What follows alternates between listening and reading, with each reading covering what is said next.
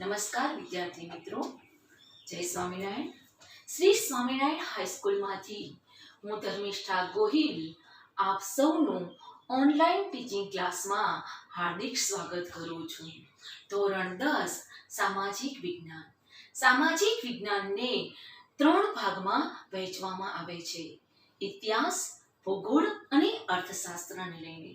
તો મિત્રો, આજે આપણે સામાજિક વિજ્ઞાનના અર્થશાસ્ત્ર વિભાગમાંથી પ્રકરણ નંબર 15 આર્થિક વિકાસ વિશે માહિતી પ્રાપ્ત કરીશું. પ્રત્યેક વ્યક્તિની પ્રત્યેક સવાર અલગ હોય છે. એ બાબતને ધ્યાનમાં લેતા આપણે કહી શકીશું કે વિકાસ એ સતત ચાલતી પ્રક્રિયા છે અને એને લઈને જ કહેવાય છે કે પ્રત્યેક વ્યક્તિની પ્રત્યેક સવાર અલગ અલગ જોવા મળતી હોય છે. કેટલાક લોકો ભૌતિક સુવિધા અને મોજ શોખની વસ્તુથી પોતાના જીવનનો આનંદ માણતા હોય છે, જ્યારે વિશ્વના મોટા ભાગના લોકો પોતાના જીવનનું અસ્તિત્વ ટકાવી રાખવા માટે સતત સંઘર્ષ અને મથામણ કરતા જોવા મળે છે. આમ ગરીબ તરીકે ઓળખાતા લોકો માટે ભૌતિક સુવિધા અને આરામ એ એક કલ્પનાનો જ વિષય બની રહે છે. આવી પરિસ્થિતિનો ઉદ્ભવ કેવી રીતે થયો? આવી પરિસ્થિતિમાંથી મિત્રો બહાર કેવી રીતે આવવું? એવા અનેક અટકળો અને પ્રશ્નોનો ઉત્તર મેળવવાનો આજે આપણે આર્થિક વિકાસ દ્વારા પ્રયાસ કરીશું. આજના આધુનિક યુગમાં વિશ્વના પ્રત્યેક દેશો વિકાસ માટે પ્રયત્ન કરે છે. આ વિકાસ એ આર્થિક જ નહીં, અનેક પાસા ધરાવતી સામાજિક પરિવર્તનની પ્રક્રિયા ગણવામાં આવે છે. મિત્રો, કહેવાય છે કે આજના આધુનિક યુગને ધ્યાનમાં લેતા વર્તમાન સમયમાં વિકસિત દેશો હોય કે પછી વિકાસશીલ દેશો હોય, જે કોવિડ-19 નો સામનો કરી રહ્યા છે, જેના કારણે દેશનો આર્થિક વિકાસ અને દેશનું અર્થતંત્ર અને સામાજિક પરિસ્થિતિ ડામાડોળ જોવા મળે છે. અને આવી પરિસ્થિતિમાંથી બહાર નીકળવા આજે મોટા ભાગના દેશો એને સમર્થન આપી અને બહાર નીકળવા માટેના પ્રયાસોને મહત્વનું સ્થાન આપવા લાગ્યા છે. તો મિત્રો, અહીં આપણે આર્થિક વિકાસ એટલે શું એની વ્યાખ્યાને મહત્વનું સ્થાન આપવા માટે જઈ રહ્યા છીએ. ત્યારે પહેલો જ પ્રશ્ન થાય છે કે આર્થિક વિકાસ કોને કહેવામાં આવે છે? તેની વ્યાખ્યા જોઈ લઈશું. આર્થિક વિકાસ એટલે કોઈ પણ દેશની રાષ્ટ્રીય આવક અને માથાદીઠ આવકમાં થતો વધારો અને લોકોના જીવન ધોરણમાં થતો સુધારો, તેને આપણે આર્થિક વિકાસ કહેવામાં આવે છે. આ વ્યાખ્યાને આપણે થોડી વિસ્તૃત માહિતી પ્રાપ્ત કરી લઈશું. તો પહેલો જ પ્રશ્ન થાય છે કે રાષ્ટ્રીય આવક એટલે શું? બીજો પ્રશ્ન થાય છે માથાદીઠ આવક કોને કહીશું? અને ત્રીજો પ્રશ્ન થાય છે જીવન ધોરણમાં કઈ બાબતોને મહત્વનું સ્થાન આપવામાં આવ્યું છે, તો તેના વિશે માહિતી મેળવીશું. તો પહેલો પ્રશ્ન થાય છે રાષ્ટ્રીય આવક એટલે દેશની જે કુલ આવક છે તેને મિત્રો આપણે રાષ્ટ્રીય આવક તરીકે ઓળખવામાં આવે છે. બીજા અર્થમાં જોઈશું તો રાષ્ટ્રીય ઉત્પાદનના સાધનોનો ઉપયોગ કરી ચીજવસ્તુઓ અને સેવાઓ દ્વારા જે કુલ રાષ્ટ્રીય મૂલ્ય પ્રાપ્ત કરવામાં આવે છે તેને મિત્રો આપણે રાષ્ટ્રીય આવક અથવા તો દેશની કુલ આવક કહેવામાં આવે છે. બીજો પ્રશ્ન છે માથાદીઠ આવકને લઈને. તો માથાદીઠ આવક કોને કહેવામાં આવે છે? કે માથાદીઠ આવક એટલે દેશની કુલ રાષ્ટ્રીય આવકને દેશની કુલ વસ્તી વડે ભાગતા. ખાસ ધ્યાન રાખજો મિત્રો, દેશની કુલ રાષ્ટ્રીય આવકને દેશની કુલ વસ્તી વડે ભાગતા જે આંક પ્રાપ્ત થાય છે ત્યારે તેને આપણે માથાદીઠ આવક તરીકે ઓળખવામાં આવે છે. ત્રીજી બાબત છે જીવન ધોરણમાં થતો સુધારો. તો જીવન ધોરણમાં સુધારા માટે કઈ બાબતોનો સમાવેશ કરવામાં આવે છે? તો કહેવાય છે કે અનાજ છે, કપડાં છે, રહેઠાણ છે, શિક્ષણ છે, આરોગ્ય છે અને વાહન વ્યવહાર જેવી તમામ બાબતોનો સમાવેશ અહીંયા જીવન ધોરણને લઈને કરવામાં આવે છે। કહેવાય છે કે ભારતે 1947માં સ્વતંત્રતા પ્રાપ્ત કર્યા પછી દેશની રાષ્ટ્રીય આવકમાં અને માથાદીઠ આવકમાં સતત વધારો થતો જોવા મળ્યો છે। એટલે કે અગાઉની સરખામણી કરતા ઉત્તરોત્તર અત્યારે જરૂરિયાતો વધારે સારી રીતે સંતોષાય છે। એટલે કહી શકાય કે ભારતમાં આજે ઝડપથી આર્થિક વિકાસ થઈ રહ્યો છે અથવા તો ભારત આજે આર્થિક વિકાસ કરી રહ્યું છે એ બાબતને આપણે જોઈ શક્યા છે।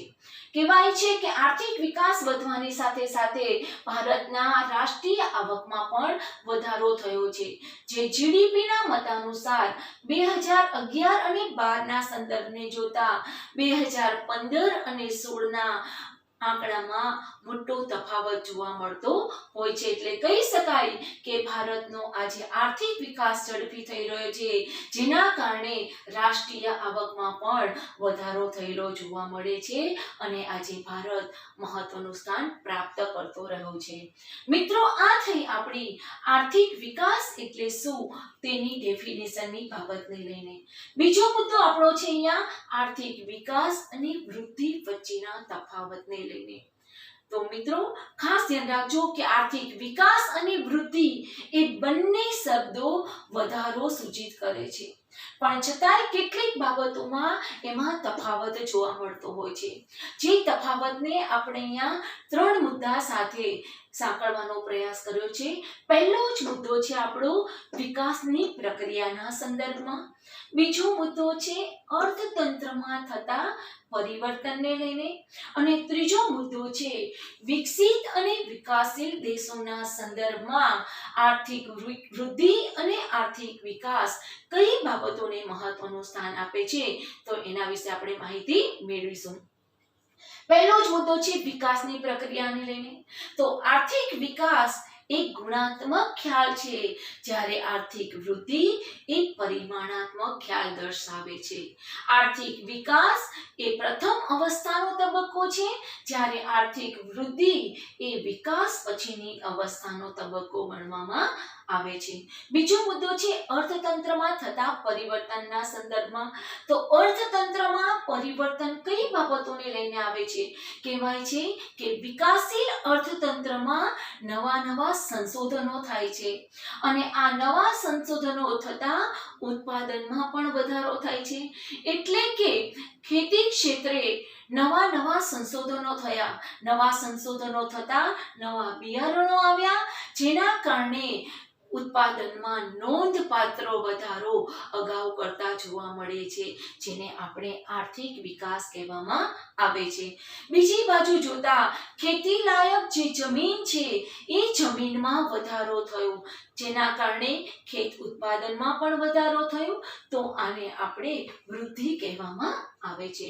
ત્રીજો મુદ્દો છે વિકસિત અને વિકાસશીલ દેશોના સંદર્ભમાં। વિકાસશીલ દેશો અને વિકસિત દેશોના સંદર્ભની આપણે જ્યારે મિત્રો વાત કરીએ છીએ ત્યારે બંને વચ્ચે મોટો તફાવત જોવા મળે છે। કહેવાય છે કે વિકસિત દેશોની રાષ્ટ્રીય આવકમાં જ્યારે વધારો થાય છે ત્યારે તેને આપણે વૃદ્ધિ કહેવામાં આવે છે, જ્યારે વિકાસશીલ દેશોની રાષ્ટ્રીય આવકમાં વધારો થાય છે ત્યારે તેને મિત્રો આપણે આર્થિક વિકાસ કહેવામાં આવે છે। આમ અહીં આર્થિક વિકાસ અને આર્થિક વૃદ્ધિના તફાવતને લઈને આપણે વિસ્તૃત માહિતી પ્રાપ્ત કરી મિત્રો। એના પછીનો જે ત્રીજો મુદ્દો છે વિકાસશીલ અર્થતંત્રના લક્ષણોને લઈને।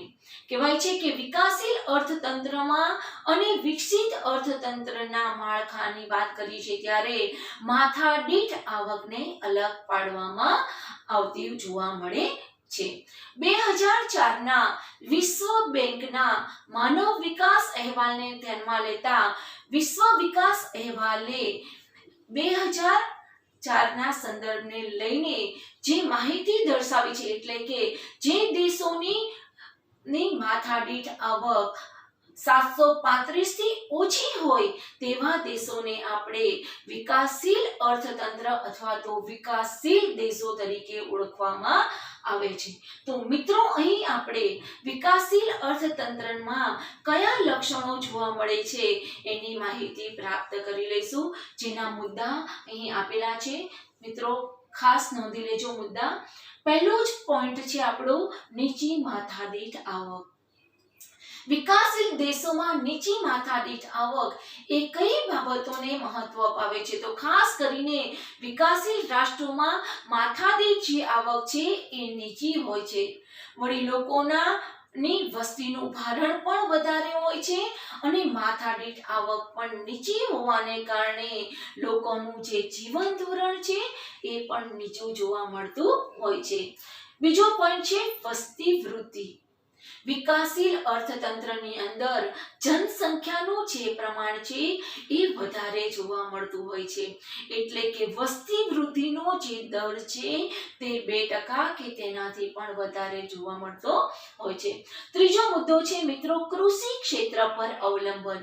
કૃષિ જેને આપણે ખેતી કહીએ છીએ, કહેવાય છે કે વિકાસશીલ અર્થતંત્રમાં ખેતી એ મુખ્ય આર્થિક પ્રવૃત્તિ ગણવામાં આવે છે અને દેશના કુલ 60% લોકો એ ખેતીમાંથી પોતાની રોજગારીની તકો પ્રાપ્ત કરી અને મહત્વનું સ્થાન પ્રાપ્ત કરે છે.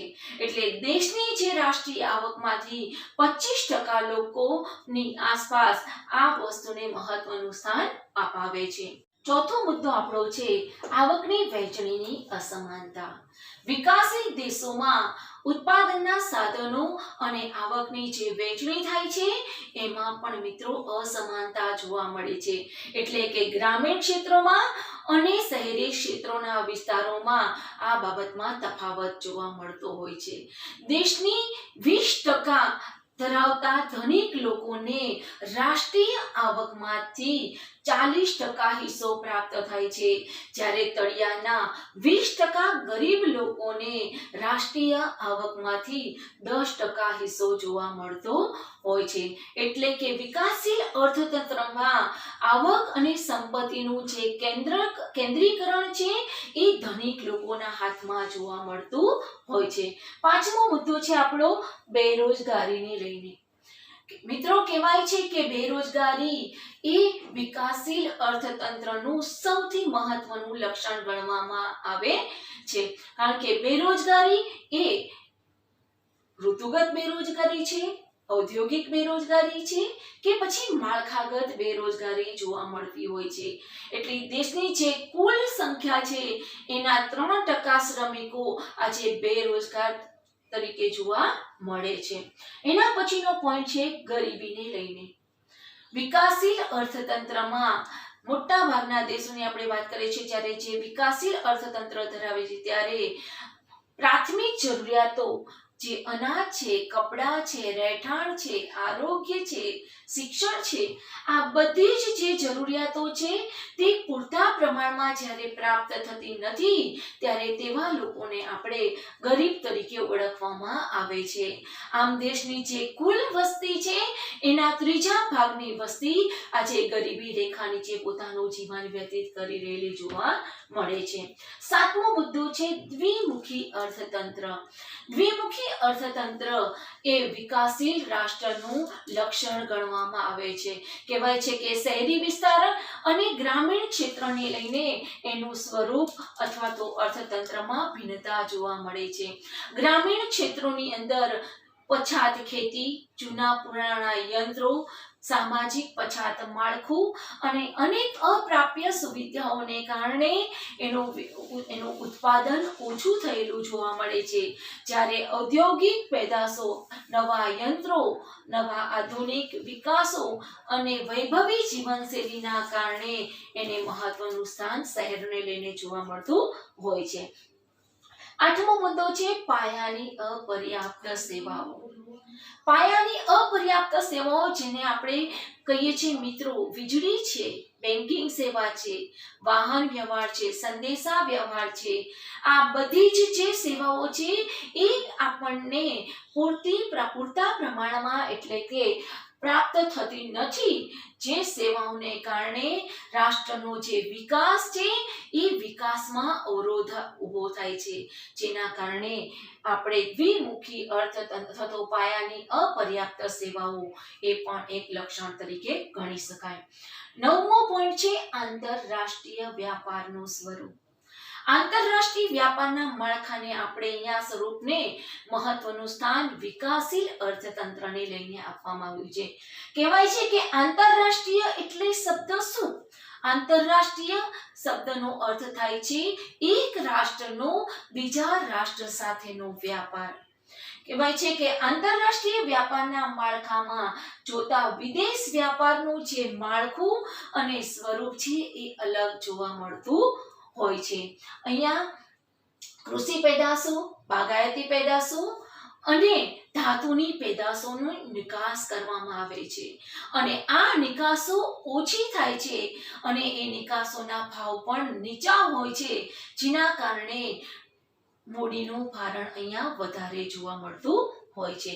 બીજી બાજુ છે ઔદ્યોગિક યંત્રો, યાંત્રિક સાધન સામગ્રી વગેરે જેવી વસ્તુઓની આયાતો થાય છે અને આયાતો પાછળનો ખર્ચ વધુ છે અને આયાતો પણ વધુ થતી હોવાને કારણે વિદેશી દેવાનું ભારણ અહીંયા વધારે જોવા મળતું હોય છે.